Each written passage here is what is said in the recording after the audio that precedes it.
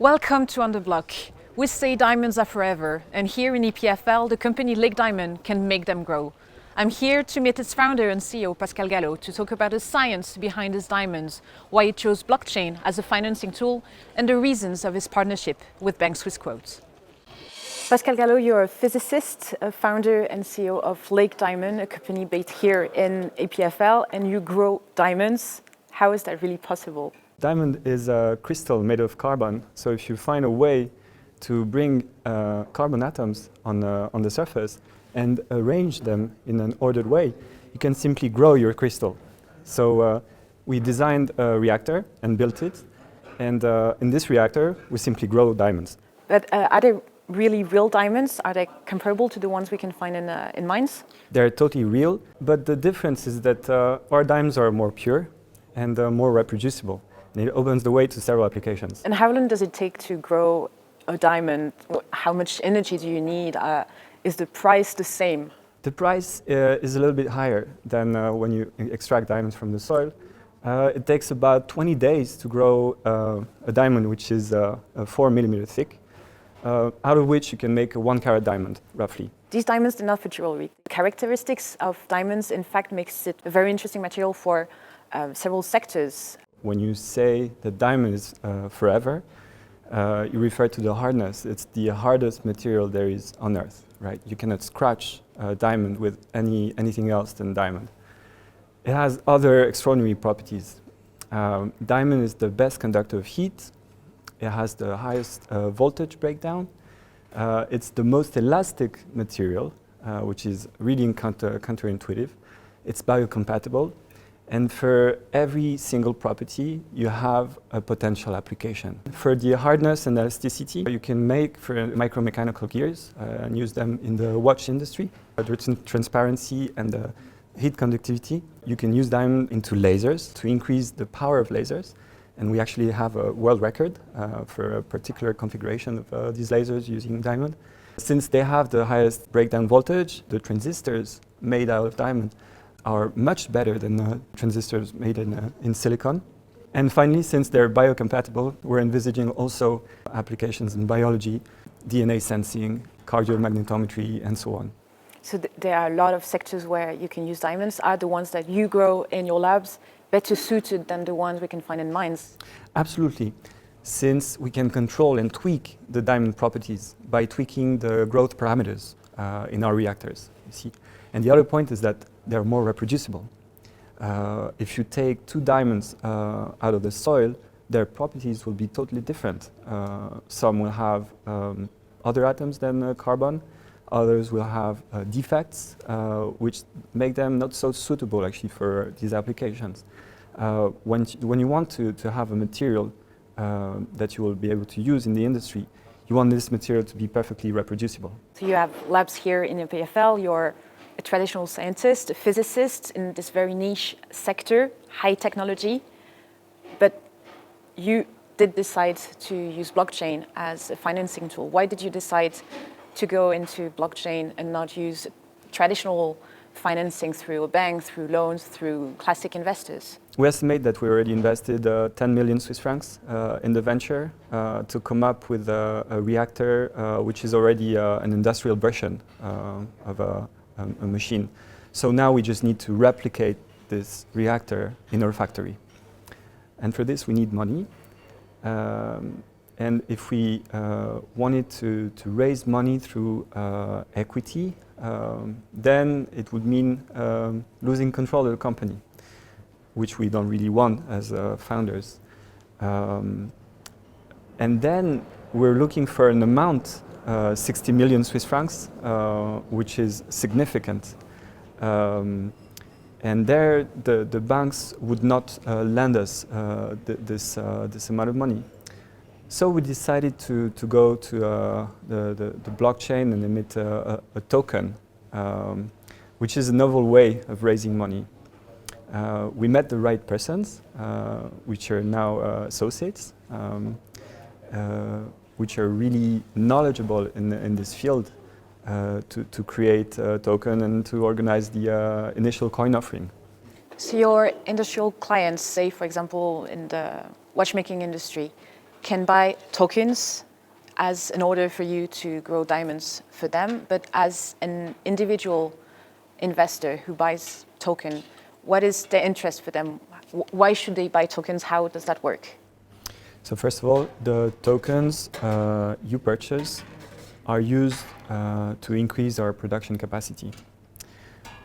When you have a token, you have the right to access our machines for 1 minute. One token is 1 minute. Okay. So when an industrial client orders diamond from us, you can use your tokens to have us grow diamonds for the industrial client. Okay, and you will get the money. So you work for free? Well, we have pre-financed our production tools, you know, thanks to the ICO. So eventually, yes, we're working for free for a certain period of time, but we already got the opportunity to finance our production tool. So it's good for us. It's good operation for us. Yeah. So as an individual investor who owns LakeDiamond tokens, it's almost as if they were part of the company, while at the same time you're completely free to do and choose and grow as a private company, not a public one. This is correct. We view it as well as a collaborative mine. You see, it's an opportunity to take part in our great adventure. And the other aspect is that all the products we mentioned before, namely the micromechanical gears, the lasers, the transistors, the diamond part has an increasing value over time. As we develop those applications, which are increasingly complex to make, the diamond value increases. So it's a way to increase the value of the tokens as well. Your ICO initial coin offering is planned for next year, but before that, you have a partnership with a bank, Swiss Growth. We're going to meet its CFO, Michael Plug, later on. But on your side, how is this partnership with Swiss Growth going to help you raise more funds? We're really happy about this partnership. It's a great opportunity.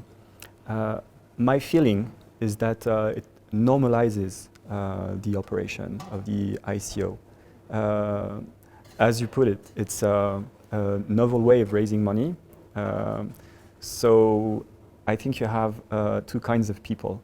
The ones who are familiar with the blockchain technology and the cryptocurrencies, who already invested in cryptocurrencies, and the ones who are not really familiar with blockchain and don't have an account. So there, using the bank is helping us to normalize the operation, since a person who will want to purchase a token can go directly to the bank, open an account, and they will have the possibility to purchase the token through their account. So it's a more secure way when you're not knowledgeable in this field.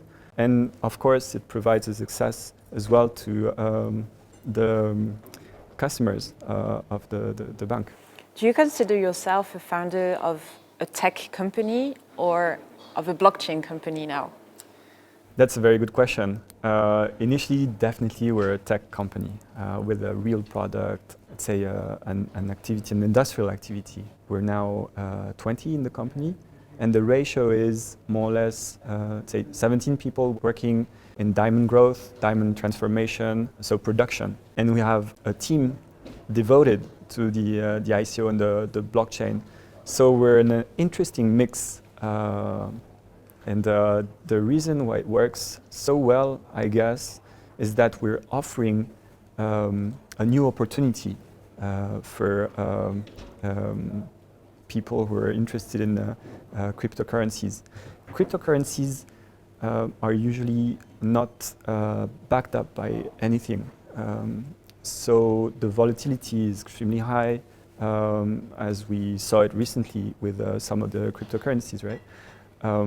They're having a real product associated to our cryptocurrency is a novel thing, and I think it's going to be reassuring to people who will invest. And we're going to talk about this partnership, this new kind of ICO that you're going to do with Swissquote with its CFO, Michael Plug, just after. Thank you very much, Pascal.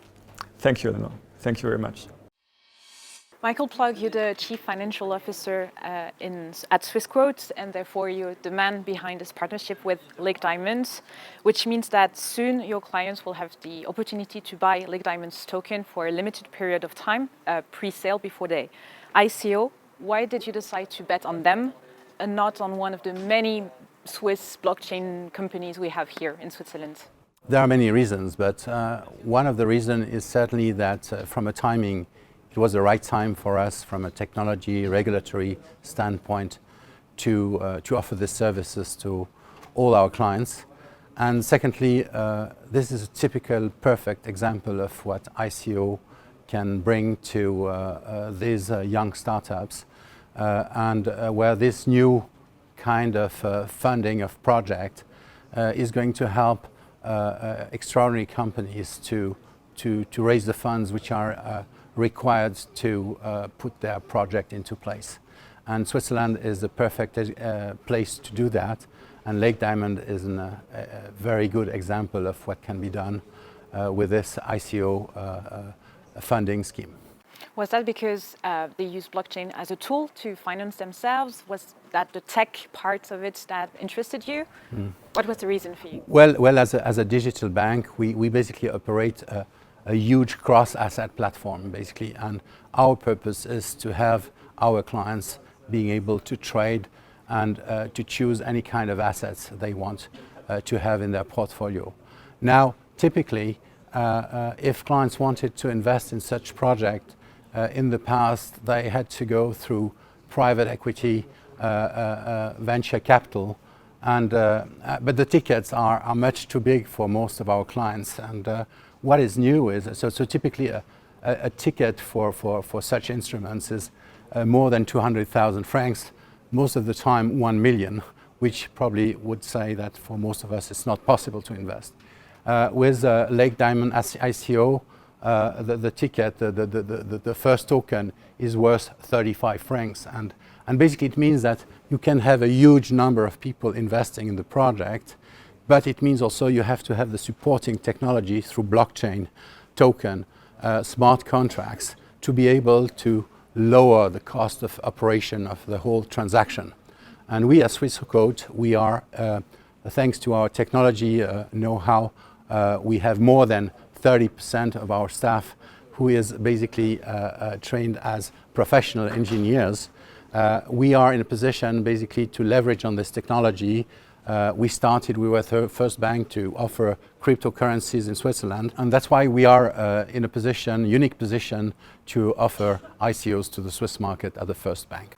We know that your clients who are potentially interested in buying LakeDiamond token will have an interest. We understand the interest, the benefits for LakeDiamond. Where is the benefits for you? Our mission is basically to enrich this cross-asset platform. And basically, we've seen more and more with traditional banks, clients being brought to specific assets that are generally products of the bank and other things. So we think and we cater for people who are interested in finance, interested in investment objects in different classes of assets. And our brand is built on the free choice of investors. So we obviously are like anybody, we need to make revenues, and we hope that opening ICOs will bring new clients, will bring existing clients to also look at these opportunities in ICOs. And we have seen with cryptocurrencies that basically it has brought us a very broad audience in Switzerland and outside Switzerland as well. So that means that there's more to come, not only LakeDiamond, but other blockchain-based startups. Oh, of course. We're not building, because we had to build part of our software to make the system simple to subscribe the token. And obviously, our purpose is to offer that constantly with other companies that will come with ICOs. And there is a lot of these companies. We understand, and there's no official figure from some conferences, that there are about 100 companies trying to get a stamp from there's a Swiss regulator, FIDMA, to come up with ICOs. Of course, not everybody will do it in the end, but getting the FINMA stamp is already a sign of recognition. Thanks a lot, Michael. My pleasure, Eleanor.